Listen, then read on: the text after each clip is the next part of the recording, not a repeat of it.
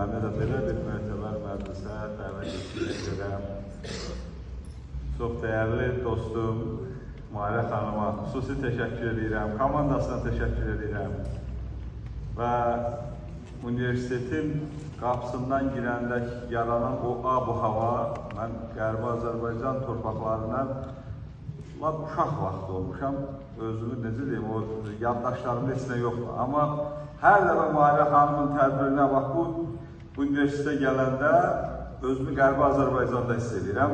Bəli, onun fəaliyyəti artıq bu universiteti Qərbi Azərbaycanın bir parçasına çevirib, alqışlayıram. Və burada çıxış edən natiqlərimiz hər biri Dədə Ələsgərin yaradıcılığına, fikirlərinə nəzər saldılar, dedilər. Mənim rəhmətlik atam Aşıq Ələsgəri bəlkə də burada oturan filologlar, tədqiqatçılar qədər bilirdi. Baxmayaraq ki, onun sahəsi də deyildi, adi bir sürücü idi. Amma o, Aşıq Ələsgəri o qədər bizi o ruhda böyütmüşdü ki, istənilən bir hadisə ilə rastlaşanda şeiriyyət dili ilə, xaşıq dili ilə deyirdi. Narın üz, nə bilim, onun çalxalan narın üzdü şeirini əzbərliyində uşaqlıqda yadımda qalıb ki, onu xüsusi qeyd edirdi. Və bugün də Dədə Ələsgərdən danışarkən onun xəbərin varmı şeirindən bir parça deyir, ala gözlü, nazlı dilbər, elindən xəbərin varmı? Bəli, var. Bugün Cənab Prezidentimiz, Ali Baş Komandanımız artıq xəbər verib ki, biz oralara qaydacağıq, əlbəttə var. Və bugün yaxındadır. Bu, Qərbi Azərbaycandan qayıdış konsepsiyasının ki, irəli sürülməsi elə həmin belə bir formada, təşkilatlanmış formada qayıtmağımızın elə deyək ki, başlanğıcıdır.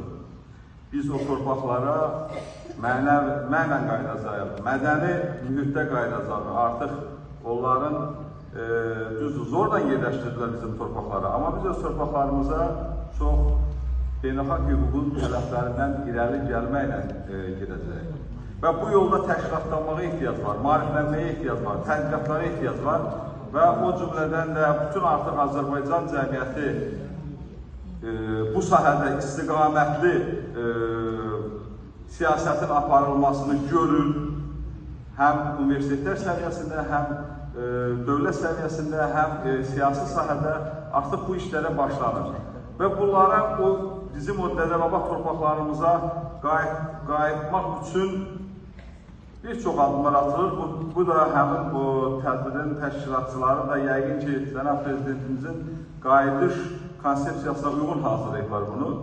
Və bu da eyni zamanda bugün mən sizə bir məlumatı da verim. Bu istiqamətdə görülən işlərdən də biri Mahirə xanım Narqızının, Hüseynovanın rəhbərliyi ilə, baş redaktorluğu ilə çıxan İz jurnalıdır. İlk nömrəsidir. Bugün təqdim olundu. Yəni, mən də təqdim edirəm burada. Elə deyilmi? Bu demək, həm də təqdimatı kimi qəbul edək.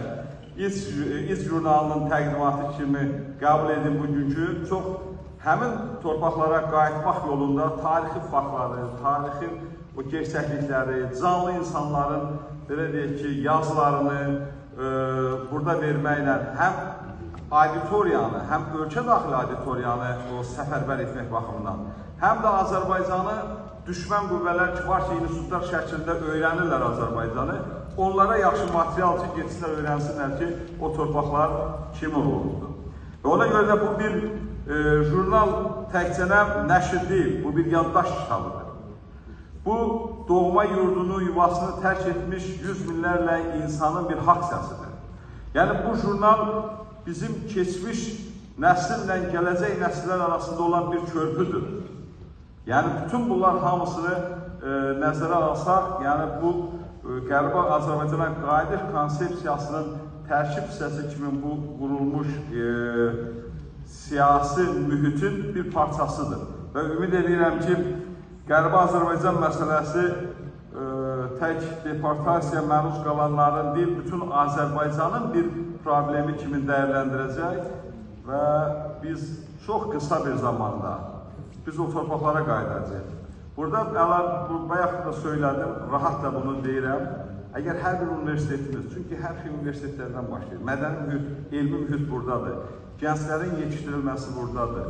Bütün gənclər, mən sizə deyərdim ki, o öz ilkin məlumatlarını orta məktəbdən alsa da, sonraki həyat fəaliyyəti üçün lazım olan məlumatları universitetlərdən alır. Bütün universitetlər, məhz burada,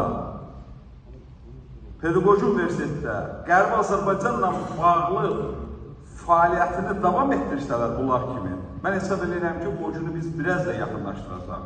Biz o günü daha da əlçatan edəcəyik. Artıq bunu 10 illərin, 20 illərin, 30 illərin deyil, qarşıdakı 5 illərin söhbətini apara bilərik. Bunun üçün hazırlaşmalıyıq. Və universitetdə həm də ona görə Cəfər müəllim sizə də təşəkkür edir ki, şərait yaradırsınız.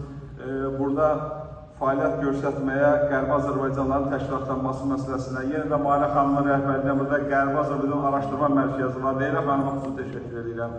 Deməli, çox aktiv bir formada sizin o, necə deyim, başladığınız işi, göstərişlərinizi parlamentdə də yaxşı, belə deyək ki, yerinə yetirməyə bacarır. Bütün Azərbaycan xalqına çox yaxında Qərbi Azərbaycanda görüşməyə arzu edirəm və Dədə Ələsgərin ruhu şad olacaq. Bugün də şaddır, çünki o konsepsiya artıq var, qayıdacaq. İnşallah tam %100 ruhu şad o vaxt olacaq ki, biz həmin torpaqlarda sazla onu qəbul etməkdə sözümüzü veririk. Sağ olun.